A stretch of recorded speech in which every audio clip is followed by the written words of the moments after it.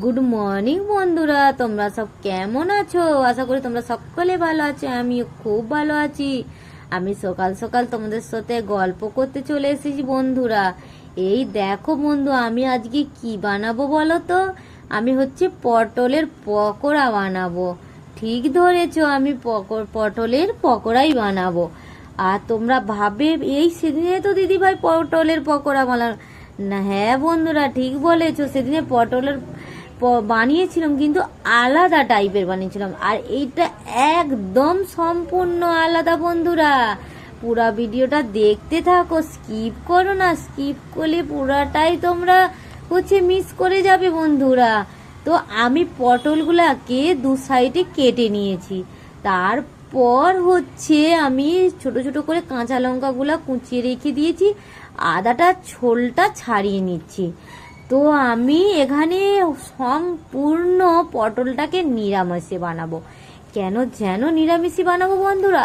তো শ্রাবণ মাস চলছে, সেই জন্য আমি নিরামিষই বানাবো। আর শ্রাবণ মাসে আমি পুরাই নিরামিষই খাই, সেই জন্য।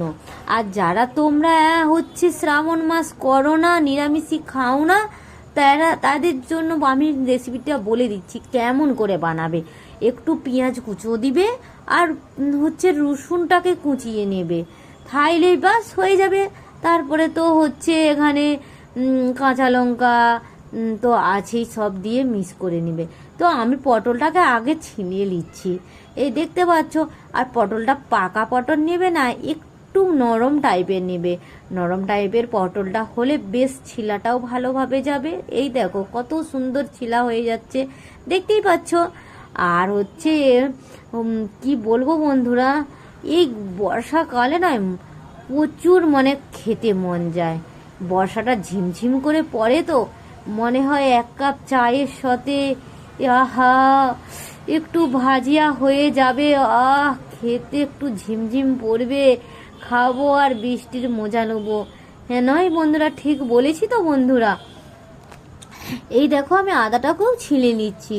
হ্যাঁ, তো আদাটা ছিলে নিচ্ছি, কেননা পেস্ট করিনি। আর একটুখানি আদা তো সেই জন্য। আর তারপরে এখানে আমি সব একসাথে মিক্স করে নেব। আর তোমরা আমি এখানে কি কি দিয়েছি আমি বলছি। এখানে আমি ধনে পাউডার দিয়েছি, গোটা জিরা দিয়েছি, আদা, কাঁচা লঙ্কা আর হলুদ গুঁড়া একটু দিয়েছি। আর এখানে আমি